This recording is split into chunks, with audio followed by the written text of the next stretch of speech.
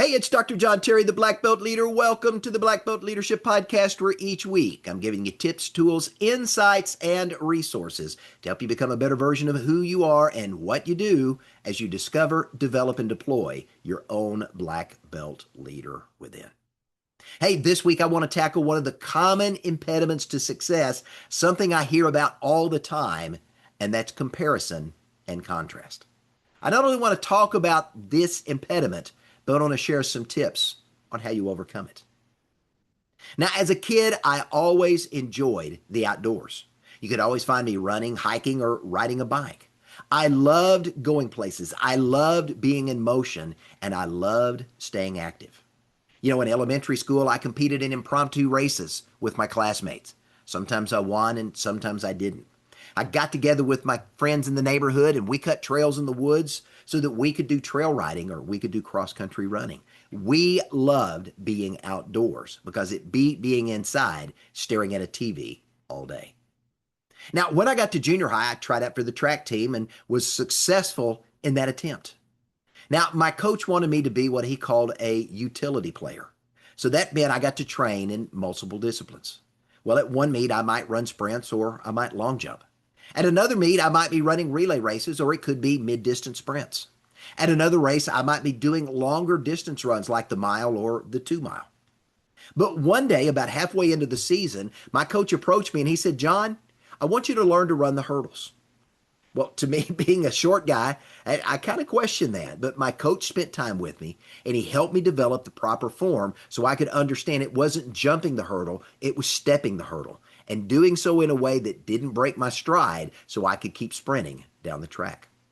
I learned that it's important to time your steps from the starting block to get to the first hurdle because you wanted to get over that first hurdle with the correct foot so that you could get into a running rhythm. Because once you cleared that first hurdle, it's 3 steps, and then it's step over the next hurdle. And then it's 3 more strides and then another hurdle. And you repeat this process again and again until you clear all 10 hurdles. And then it is a mad sprint to the finish. So running hurdles is a combination of speed and stamina and technique, but the faster you can get to the first hurdle and the faster you are in each of the 3 strides between the hurdles, the better your overall time. So it's about staying low, leaning forward, and stepping over the hurdle with your lead leg. And then as soon as that front leg started over, you brought your trail leg up parallel to the ground as you cleared the hurdle so you could step through into your stride to get your 3 steps and then repeat the process. Now, once I got the rhythm down, for me, it was just a matter of getting better and faster and more efficient each time I began to sprint down the track. Now, one of my coach's pet peeves was drifting. And this happens when you take your eyes off the finish line and you look to the left or you look to the right to see where your competitors are as you're running down the track. Now, not only does it slow you down, it extends the distance that you have to run. You got to remember the shortest distance between 2 points is a straight line. But when you're drifting, you're not moving straight ahead. Now, why is this important? Because in track, the difference between winning and losing, back when I ran track, was often less than 1/10 of a second. So drifting could mean the difference between first place and second place, or even not making the top 3. So my coach's instructions to me were very simple. John, stay in your lane, run your race. Keep your eye on the finish line. That's your mission. That's your goal. Stay in your lane. Run your own race. So that's what I did. And as we neared the end of the spring season, I qualified to run in the regional finals in several categories, and that included hurdles. Now, I'd worked hard all spring to get to the point that I could run the hurdles and run them well. The top 3 competitors are going to represent their school at the state finals. Well, I made it through the preliminary heats in record time and prepared for the finals. I was in lane 4, right next to the top seeded hurdler who was in our region. He was in lane 3. Now, I had had one of the best times of my personal year in the prelims, and that best time in that prelim made me a likely candidate to compete at the state finals. It all came down to the last race. It was me and 8 final competitors, 8 in total, me and 7 other people vying for 3 slots. So the gun fired and we sprinted down the track. The competitor to the left of me in lane 3 and I, we got out early. Through the first 5 hurdles, we were evenly matched as we left the competition behind. By the 6th hurdle, I had begun to slowly pull ahead, and by the 9th hurdle, my lead had increased. And it was then in that moment I took my eye off the finish line and I turned my head to the left to see exactly where my competitor was. And in that moment, I drifted to the left, losing my rhythm and my balance. Now, my trailing leg struck the hurdle. And in that moment, I stumbled and I fell to the track. I skidded on my left shoulder towards the finish line. Well, I rolled over, I jumped up to my feet, and I sprinted as hard as I could, trying to make up for my blunder, only to cross the finish line in 4th place. So what should have been a trip to the state finals for me ended in disaster. So rather than going to the state finals, I ended up in the doctor's office having pieces of rubber and polyurethane cut out of my shoulder that had been embedded during that fall. And rather than wearing home a medal, I got to wear home a bandage on my shoulder and explain to everyone what had happened. And when my dad asked what had happened, it was a very simple answer.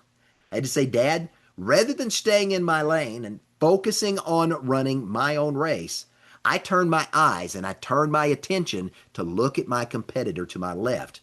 And that took me off my game and I drifted. And when I drifted, I messed up. Now, in life, you and I, we learn about competition at a very early age. We learn to compare ourselves to our siblings, to our nieces, to our nephews, to our cousins, whatever the relationship may be. And then we begin to compare ourselves to the other kids in the neighborhood. Can they ride the bike as well as I can? Can I do this or that they can't? And then we got to go to school. But maybe you were among the millions of kids who, growing up, found yourselves being compared to a sibling by your parents. Did your parents ever ask you a question like this? Why can't you be more like your brother or your sister? Those moments hurt because now you're being compared to someone other than you. Well, we grew up comparing ourselves to others, and other people compared ourselves to us. That's just the way we all grew up. So we all experienced the comparison conundrum, both internally and externally at some level in the early formative years of our lives. So it's no wonder many of us grew up struggling with self-confidence or self-esteem issues, and then we got to go to school, and it was there that things only got worse. You know, you're in the 2nd grade, and the teacher posts the grades and puts them on the bulletin board for everyone to see, and what did you do? You ran to the front, not only to see your grade, but to see how well you compared to everybody else in the classroom. And then later on, it's junior high and high school, and it became who's the most popular, who's the smartest, who's the most athletic, who's the most musically talented, who's the most likely to succeed, who's the king and queen of the prom. Everything in that environment emphasized to a great degree comparison and contrast. Now, fast forward to today with the advent of social media, and we can compare ourselves to the rest of the world. And even if we're not comparing ourselves, other people are comparing themselves to us. And I promise you the world can be quite vicious in that regard, because it's easy to hide behind a nameless, faceless screen and compare, contrast, criticize, ridicule, and humiliate other people. However, and I say that interesting, even with all of that, we've been taught from an early age how important it is to fit in, how important it is to be a part or to feel like we belong or to see where we stand in the pecking order of things. But when we do that, we fall into the comparison conundrum. As a result of comparing ourselves to other people or contrasting ourselves to other people, we end up drifting outside our assigned lane in life. We end up taking our eyes off the finish line that we were called to pursue, and we stop running our own race. We want to be compared to everybody else, but why? Because we're different than everyone else. And that's something I want you to pay attention to. Now, this is the comparison conundrum. Now, one of my friends, Shane Borza, an incredible coach out on the West Coast, he got married a few years back. Well, there's nothing unusual about getting married, right? Well, not with Shane, and not if you know where Shane and his wife chose to get married. Their venue was quite unique. They chose to do something that no one else up to that point had done. They were married on a ledge on the face of El Capitan. Now, if you're not familiar with El Cap, it's a 3,000-foot vertical granite monolith in Yosemite National Park. Now, it's the same place where Alex Honnold completed the first solo ascent of El Cap, climbing the mountain with no ropes. So, to train for the wedding, get that, training for a wedding required Shane and his spouse and the entire wedding party to learn how to safely scale the side of a mountain to position themselves for a unique, one-of-a-kind wedding experience. Now, I know the bride and the groom were very excited about their upcoming wedding, but think about this. The entire wedding party and the film crew that documented this event had to focus their attention on the mountain to make sure that everyone got up and got down that sheer face safely. Every member of the wedding party had to stay in his or her own lane and run his or her own race and climb his or her own climb as they scaled to a ledge on the side of El Cap where the actual wedding took place. And then after they said their I do's and they were pronounced man and wife, they had to make their way back down that unforgiving mountain. Now, you can find Shane's story by searching the El Cap wedding, and you'll find it on several streaming services, YouTube, Tubi, Amazon, Fossum, among others. And I wanted to point that out because I want to pull something out of that interesting story. When you're climbing a mountain, you can't let yourself get distracted. Summiting the mountain requires that you keep your eye on the rock. You've got to remain present in the moment, and you got to stay in your own lane. You've got to run your own race. You've got to climb at your own pace, and you can't allow whatever else may be happening around you to draw your attention away from what really matters, and that's staying on the mountain. Now, if you've never climbed a mountain, but you've climbed a tree, the same principle applies. If you don't pay attention to the tree, it's a quick stop, a quick drop, and a sudden stop. Now, today, the world around us fosters a climate of comparison. The world around us beckons you and me to be like somebody else, to want to have what somebody else has, to measure our success against the accomplishments of other people. Now, this fosters a climate of contrast because at the same time we're comparing, we're noting what's missing, what's lacking, or what's just outside our reach. So is it any wonder that comparison and contrast both cultivate and nurture feelings of inadequacy, inferiority, ineptitude, depression, or anxiety? Now add to that social media and it's like pouring gasoline on a fire. Social media drives discontentment. Why?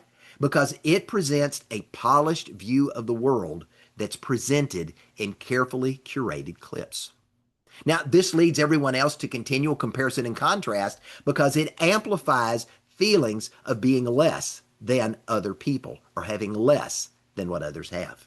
And when this happens, it can breed dissatisfaction with their own journey. It can foster resentment in relationships. It can input jealousy into the job, and it can cause you to lose sight of your personal goals, your dreams, and your ambitions. And when you get caught up in this world of comparison and contrast, what are you doing? At the end of the day, you're drifting out of your lane. You're making the race that you had been put on this earth to run longer than it should be. And think about it. If you drift too far, you may find yourself in a lane you weren't assigned to run in. And you may not only be interfering with running your own race, you may be impeding someone else's race in the process. Now, if you've followed me in this podcast or you've followed me online for any period of time, you'll know that I often say that you and I have been put on this earth on purpose for a purpose. And I believe that we have been equipped by our Creator to fulfill that purpose in the earth. So you and I were put on this earth to accomplish something that only you or I can do. And it was for this very reason that you were put on this earth at this time in the course of human history. No one else can do what you have been put on this earth to do.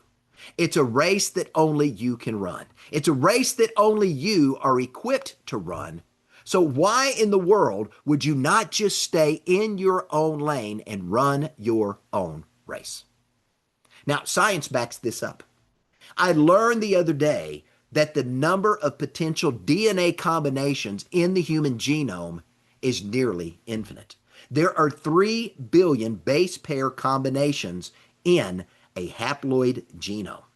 So even considering biological constraints, the possibilities of all of these genomes and all of these different combinations aligning in a specific order far exceed the number of humans who have ever lived or who will ever likely live in the future. That means that you and I are unique. We're one of a kind. Now, think about that for a moment.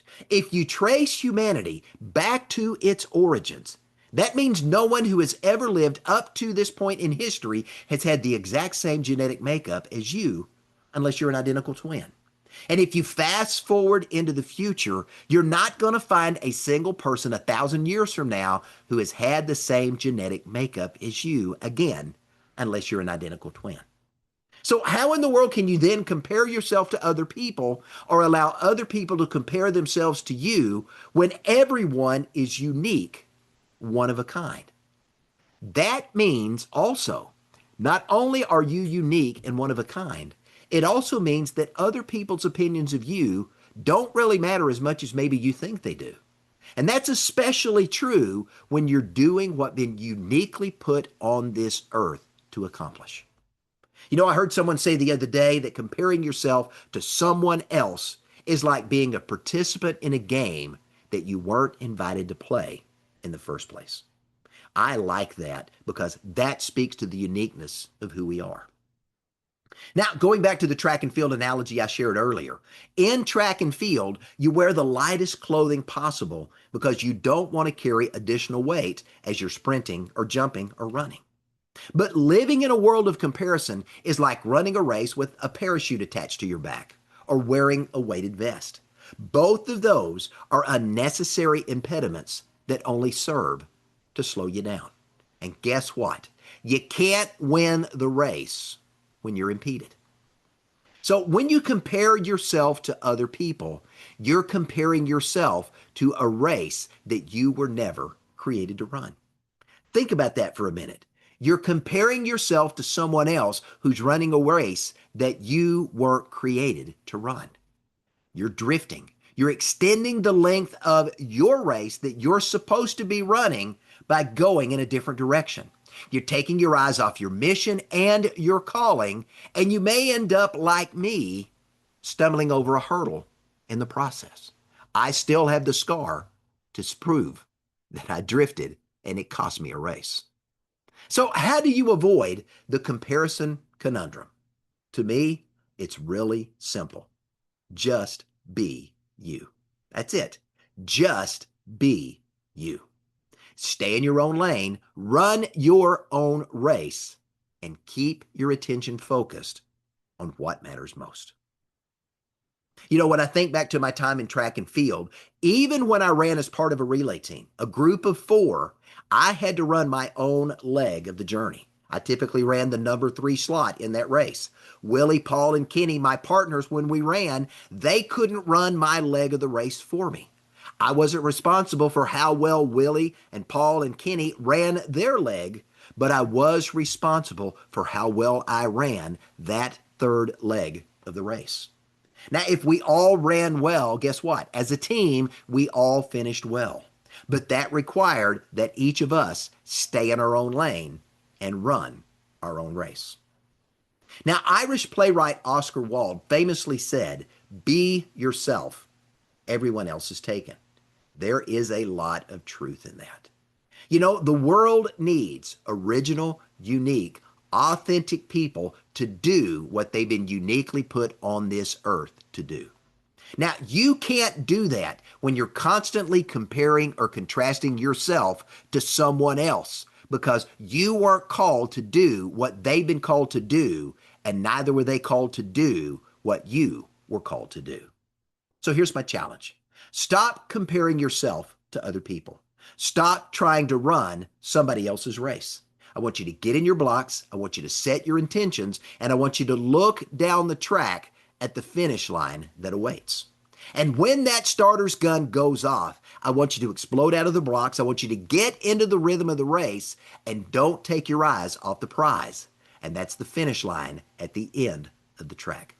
I want you to step over the hurdles, sprint 3 steps in between, and step over the next one. 3 more steps, and then over the hurdle. 3 more steps, and then over the hurdle. You're going to do that 10 times, and once you clear the last hurdle, I want you to sprint to the finish line, and I want you to break the tape. And when you do that, here's what you're going to discover. You're going to get to the finish line, and when you look back, you're going to realize the race wasn't about competing against everybody else on the track. That race was about you competing with yesterday's version of yourself. That race was about you performing a little bit better this time than you did last time. It was about you honing your talent and your skill with each run down the track. Every time you run a little bit faster, you jump a little bit higher, or you jump a little bit farther. Now, everybody else is going to be focused on running their race, so why in the world should you do anything less? You know, when I was competing in martial arts, every time I competed in a tournament and I showed up to fight, I had 2 choices. I could either fight my own fight and do what I knew I could do, or I could get sucked into fighting somebody else's fight. Well, I can tell you, when I fought my own fight, I won. But when I fought somebody else's fight, I lost. So guess whose fight I ended up fighting when I showed up every Saturday to compete? Now, in life, you face the same 2 choices. You can either live the life you were created to live, or you can live somebody else's life. When you live your life, you win. But when you don't, you don't. Now, in my book, Black Belt Secrets of Success, I ask the reader, if you've ever heard me do one of my keynotes from that book, I ask this question: how much success do you want to experience in life? That's a question only you can answer. But I answer that question with the #1 success principle from the book, and that principle is this: successful people do daily what unsuccessful people do sometimes or not at all. So what do successful people do? It's pretty simple. They run their own race, they fight their own fight, and they live their own life. That's what black belt leaders do. So how do you avoid the comparison conundrum? Very simple, and I've already told you, but let me tell you again. 3 simple words. Just be you. You want to stay in your own lane. You want to run your own race, and you want to keep your attention focused on what matters most. Remember, your future success awaits. Just be you, stay in your own lane, run your own race, keep your attention focused on what matters most. Hey, I'm Dr. John Terry, the Black Belt Leader. Thanks for joining me. Have a great day.